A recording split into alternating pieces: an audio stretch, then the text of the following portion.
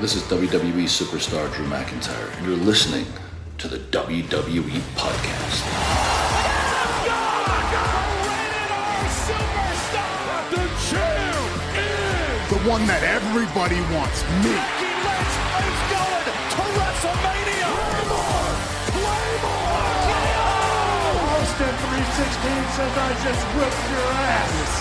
This is my iron. You're going to acknowledge me.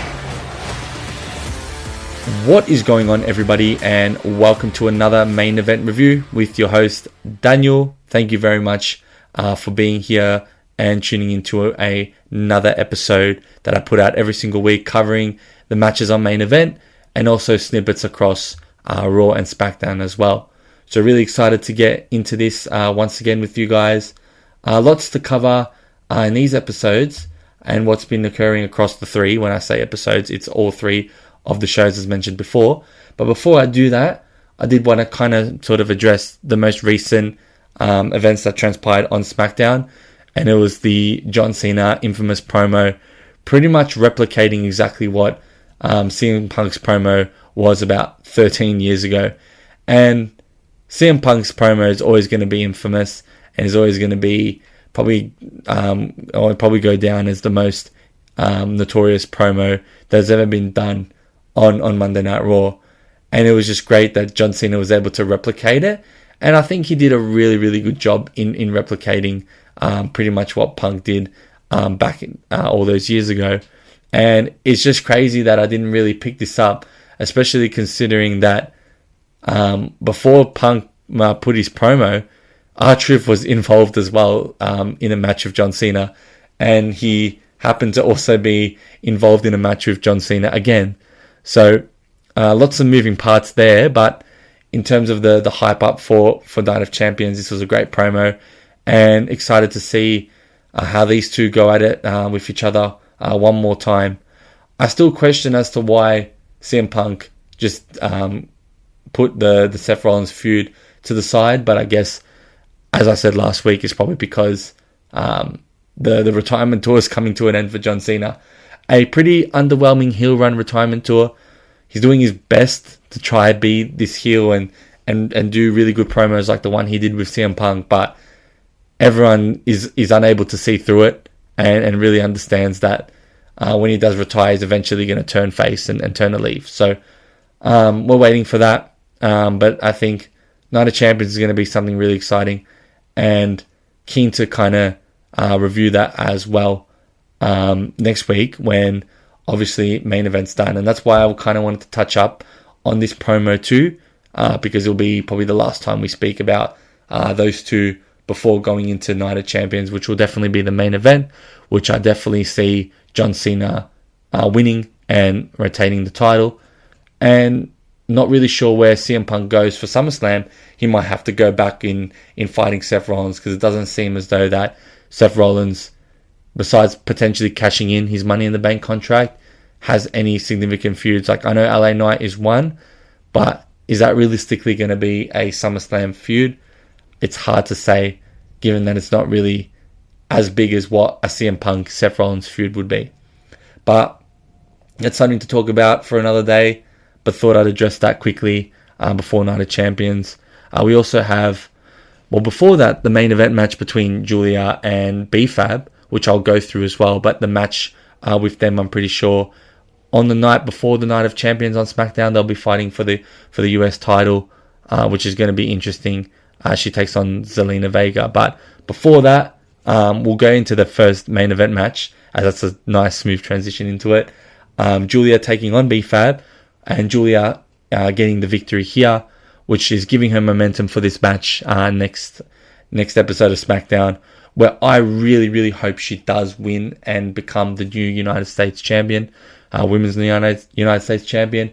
And the reason for that is because I find Zelina Vega's run to be very flat and just insignificant at this point of time. And I feel as though Julia coming on and bursting onto the scene from NXT will really lift up the Women's United States Championship kind of division as well, and those mid-card wrestlers that can come in and compete for those titles. And I think Julia sets the standard for that, given that she's new on NXT and she's proven to do so many good things at the moment. on SmackDown and also in the latest PR League too. So I think Julia should get the title off Zelina Vega. Maybe they can have a program or a rematch there, but I think having other superstars across that title will be a lot better too. And Julia will set the standard for that, I suspect, and I truly hope so as well. But yeah, we're going to have that match, and we're also going to have, just before I kind of move over to what's happened on Raw, not Gunther, the Wyatt Six, Dexter Lumis and Joey Gacy taking on the Street Profits for the Tag Team Championships as well. So we'll have to see where that's positioned in SmackDown, or where both those title matches are positioned as well, because I don't suspect new title handovers to occur, but potentially for one of the matches, depending on where it's positioned on SmackDown, is what we'll see there. But I do suspect the Profits will retain the title, and there'll be some sort of interference or disqualification involved in that. That's my guess early on. But we go to Raw, and we get Gunther coming into the ring. They put off a bit of a replay on him winning the World Heavyweight Championship. He comes out to address the crowd. He basically mentions that Jey Uso was the better man just for one night, but Gunther continues to be the better man. People start mentioning Goldberg chants as Gunther says what's next for him. He puts that down, basically saying that he embarrassed him in front of his whole family. So he's essentially ended that feud. And he was out there to pretty much call out Seth Rollins and say that he wants his title. But as he's saying that, Goldberg does end up coming in to the ring and pretty much calling out Gunther that he dissed his family, and he's after the World Heavyweight Championship and wants to fight it in his hometown in Atlanta at Saturday night's main event. Before that, he was kind of giving respect to Gunther, which I felt quite confusing given that he was already frustrated with him. But yeah, they're fighting for the World Heavyweight Championship, and this is the plan all along. This is what everyone sort of expected, especially last year when they did have that little feud. And then the fact that they've obviously given the title back to Gunther. But I don't see the value in this match. Obviously, it's said to be Goldberg's last run at it, but there hasn't been confirmed that it's his retirement match, only because they've put the World Heavyweight Championship on the line. But what frustrates me is that Goldberg gets an opportunity at the title at Saturday night's main event, but when R-Truth wanted to verse Cena, or went to verse Cena at the last Saturday night's main event, they didn't put the title on the line. Nor did they put the title on the line last SmackDown either. So it's just weird to me how a feud between John Cena and R-Truth that's becoming really strong at the moment hasn't accounted for a title for R-Truth or Ron Killings, but Goldberg can simply come into the ring, call out Gunther, and just get a title match there. And obviously, he's not going to win the match. Gunther's going to smash him, I hope, and I think it will happen.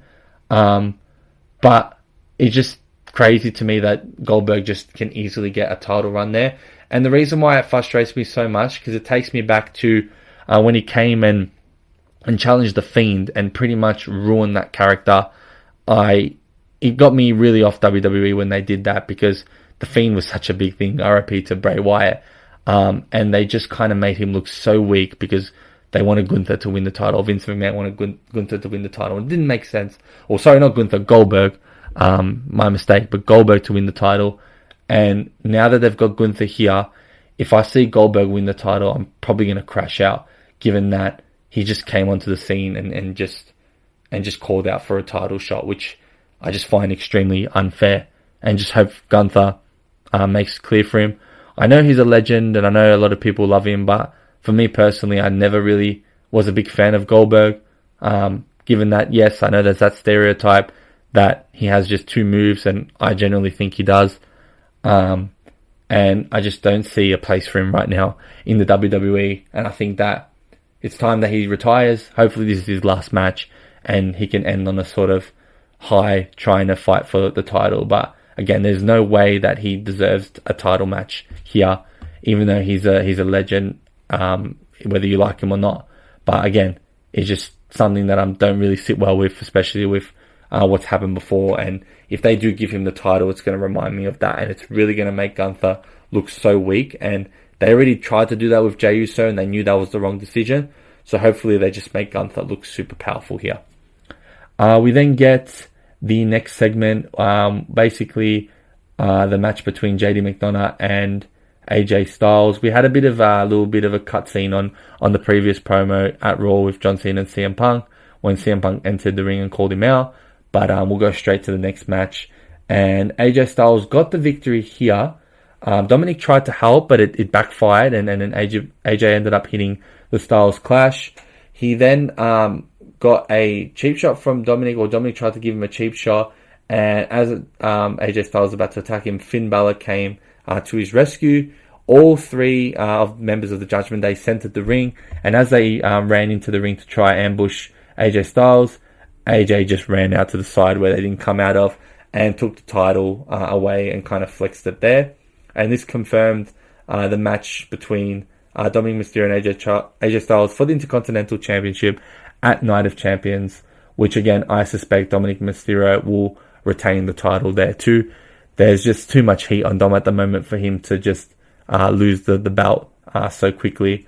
And I think AJ, coming to the end of his career, doesn't really need the Intercontinental Championship at the moment. He can simply put Dominic over and kind of make that run very significant too. It's funny that he came out with the title. I found that pretty amusing as well, but he ended up giving it to Nick Aldis anyway. I was trying to get his name because I remember that Adam Pearce wasn't the general manager on that day.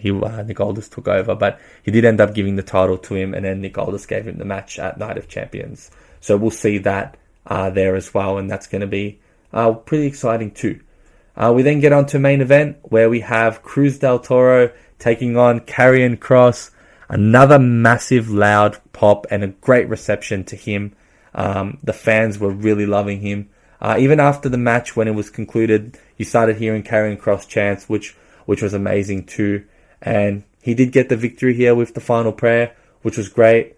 Karrion Kross again, when everyone expects him to be on main events, they weren't expecting him to be on WWE main event show, which is what I'm covering. But it's just funny to see those comments there about that. And everyone's here to really watch Karrion Kross. It's very notable and very obvious at the moment, especially with the crowd as well getting involved too. But it does look like there is a silver lining. It seems as though that now that Sami Zayn got eliminated by Randy Orton on SmackDown, these two might have a significant feud and promo. And I think the best way to really kick Karrion Kross's career is to get a victory against Sami Zayn, just to show that he is well and truly ready for the next step, and that's where everyone wants him to be, and that's being part of PLEs and contending for titles. I know that's probably premature to think that Kross could win a world title, but the way he's going at the moment, I don't see why not. And I think he'd make for an extremely strong heel champion. May not be this year, but definitely next year, especially when John Cena retires and the floor kind of opens up for these new and upcoming superstars there. But Kross is getting the push on main event, getting victories if that's any positives, and the fans are reacting to him crazily. So hopefully we can see something now. I'm really disappointed that he didn't get a Money in the Bank qualifier match. He didn't, and when I think he should have been in the match, he didn't get his WrestleMania moment. He didn't get anything at Backlash. He didn't even get a King of the Ring Fatal 4-Way match, which was also frustrating. But now that Sami Zayn is available for a feud, I think that's where they're going with this, and that's what I'm ultimately excited about. So bring it on. More Kross, the better for me. He's unbelievable on the mic, and he's a big presence in the ring as well. So something to look out for. If you're not enjoying the main event, and if you're not really excited about it because of the lack of storylines and just superstars that you probably don't connect with, you've got Karrion Kross, and Karrion Kross is going to bring the heat. And as he continues to be a staple on main event, he's going to continue to get that crowd hype, which is something that I love to see, and I'm excited to continue to see, hopefully, and continuing to have the chance to cover him as well has been great. So Karrion Kross, going to be following his journey. continues to win. I think he's undefeated in his last 4, and onto bigger, better things with Sami Zayn, I suspect. Then we get the Fatal 4-Way to finish off the main event and also Raw, with Jey Uso getting the victory here. The Seth's faction group, Bron Breakker and Bronson Reed, seem to have a lot of enemies because as they tried to help Bronson Reed win the match, Bron Breakker in that way, Penta comes out and interrupts the match, and LA Knight also comes out and costs the match as well, to allow for Jey Uso to get the splash and get the victory there. So, as mentioned before, looks like LA Knight and Seth Rollins is going to be feuding. One is from SmackDown and one is from Raw, so obviously no consideration of brand splits once again, but something for LA Knight to do, which is very exciting. Now that he's off the US run, he can do some different feuds, and I think this one's going to be very special and can potentially elevate him, given that it is up against someone of Seth Rollins, someone like Seth Rollins, who is a high caliber superstar there. But after that, we do get Seth Rollins coming into the ring as Jey Uso just finishes the match, taking off his blazer, getting ready for an ambush on Jey Uso. But we get Cody Rhodes that comes into the ring, and they have a standoff, and pretty much Seth Rollins exits without any foul play or whatnot. And we then had Cody Rhodes and Jey Uso looking at each other as the stage is set for those two to take on each other for a chance to make the finals of the King of the Ring tournament. And most likely Cody Rhodes is going to win this match. I don't see how Jey Uso wins this match, but extremely excited for that as well. Those two haven't versed each other in a long time, and they've been pretty close. They've been tag team champions together. They've always stuck up for each other, the last 2 years especially. So it's going to be interesting to see how that match goes. Hopefully they put on a really big 5-star performance in terms of the in-ring stuff, and Cody Rhodes, I suspect, will get the victory here. But a Cody Rhodes-Randy Orton match at Night of Champions for the final would be extremely, extremely exciting and interesting. And I really don't know who's going to win that match. I suspect that they're gonna ride with Cody Rhodes here, and that might force Randy Orton to potentially turn heel and start to get jealous of Cody Rhodes. He might set up something for them in the future too. But something to definitely look out. A Cody Rhodes-Randy Orton match is something that I think everyone's been waiting for since Cody Rhodes come back to the WWE, especially given the history that they've had between each other back at their kind of legacy days and whatnot. So that will be exciting and something that I'm really, really looking forward to. And there's so much history that can be an extremely strong program for Cody Rhodes and Randy Orton. I think that will be something that will be extremely captivating, and a lot of people will be across it and all for it. So look out for that as well. But yeah, that pretty much wraps this week's main event review, with Night of Champions coming up and SmackDown and Raw. Things again are ramping up. We're then going to get Saturday night's main event, and as soon as you know it, SummerSlam will literally be around the corner. I think we're a little over a month away from SummerSlam, so lots happening in WWE at the moment. It feels like there are PLEs every 2-3 weeks. I personally enjoy them. I know a lot of people prefer some space and gaps between them because storylines have been rushed and etc. But I do kind of like the idea of having good PLEs to settle the scores. The storylines just need to be solid and consistent with that as well. But again, thank you very much for tuning in, and I will catch you guys next week as well, where we'll actually break down the Night of Champions results as well as main event too. So cheers. Thanks for listening to the WWE Podcast. Don't forget to subscribe on your favorite podcast app so you don't miss a show, or head to WWEpodcast.com. And for all of these shows ad-free, head over to patreon.com/WWE Podcast. Until then, we'll see you next time.